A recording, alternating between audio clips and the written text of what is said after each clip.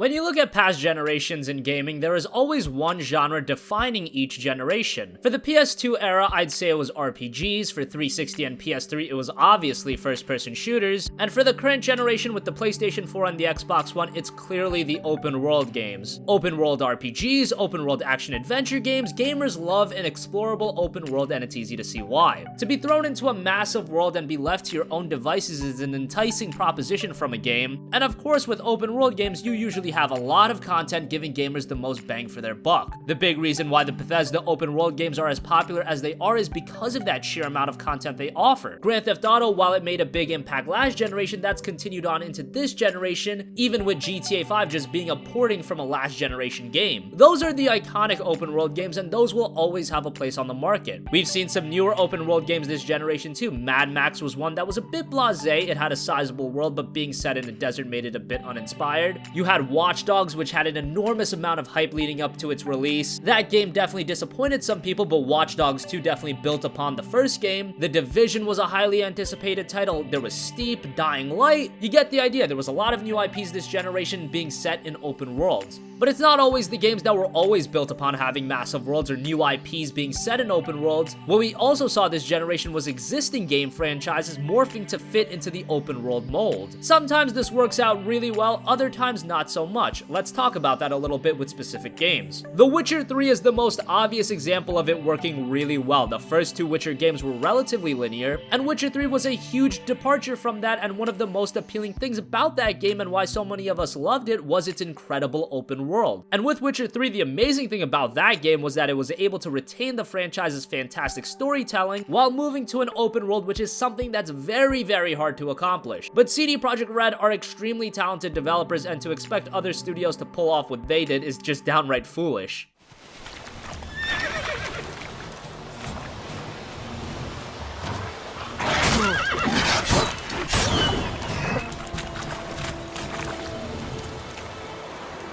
What now, you piece of filth?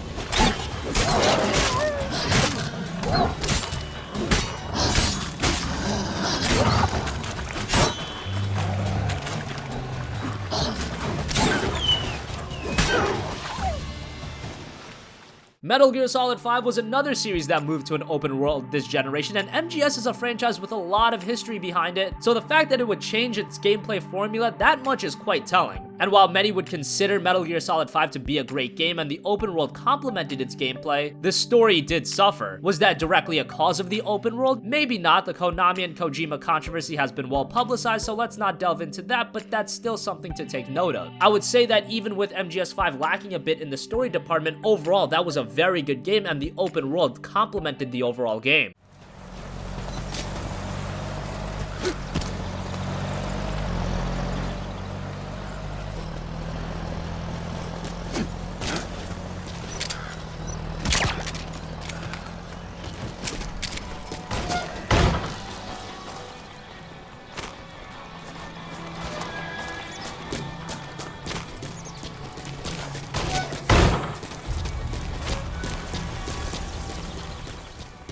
Mirror's Edge Catalyst is one game that stands out as being hurt by the open world setting. Playing the first Mirror's Edge game, the last thing I would think about would be, oh, this would be a really great open world game. With it, it just seemed like, oh hey guys, we're going open world too. And Mirror's Edge Catalyst seemed like a disjointed experience. The story wasn't that great, the gameplay had a lot of issues, and being in an open world created more problems than complementing the gameplay, which should be the goal. Metal Gear Solid 5 was complemented by the open world. Mirror's Edge Catalyst was not.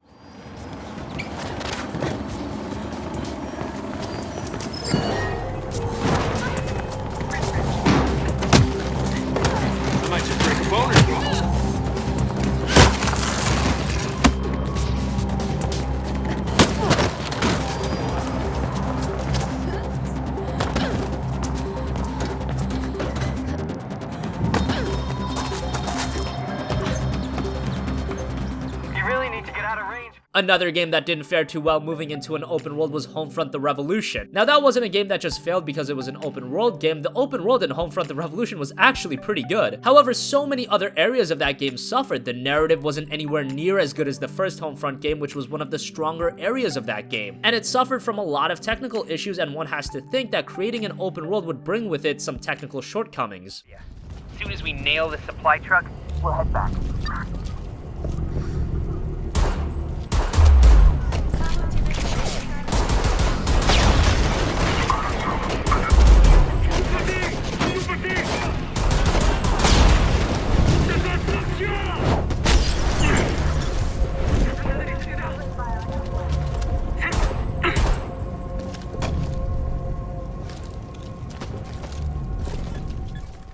The final game that I want to talk about is probably the most interesting, and that's Final Fantasy 15. And Final Fantasy is a franchise unlike others because every mainline game is vastly different from the other. Final Fantasy 15 is so interesting because it was really the first game in the series to move from Japanese-style game design to something much more Western. Sure, the characters and the story have that Japanese flavor, but the world design is very resemblant to something Western. And Final Fantasy 15 is so weird because the strongest element of the game is its open world. It's massive, gorgeous, and filled with content that's engaging.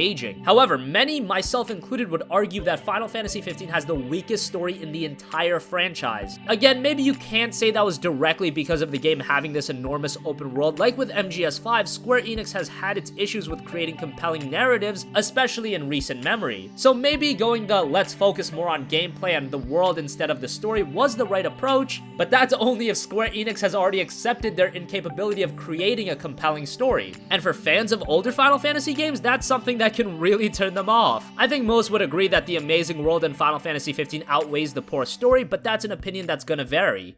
Scared, big guy? You ought to be too. Thing's vicious. You sure? Looks tame to me. Yeah. Look out!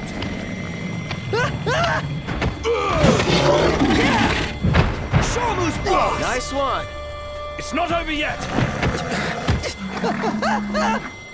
Ready for round two. Bring it. Start preparing properly.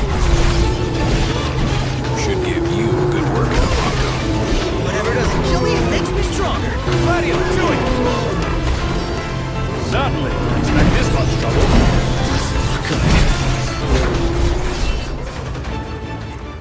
And if game development continues this way, especially with games like Final Fantasy, which built a foundation of having gripping narratives, that can be bad in many gamers' eyes. Looking to the future, if you're expecting this trend to change, I don't think that'll be the case. You have Platinum Games recently coming out and saying Nier Automata will be an open world game. Sniper Ghost Warrior 3 is an open world game. The new Dynasty Warriors, Dynasty Warriors 9. Yeah, can't believe there's been that many, but this one will be, you guessed it, open world. Mass Effect Andromeda will have an open world, which sounds awesome on the surface. Let's just hope the story doesn't suffer.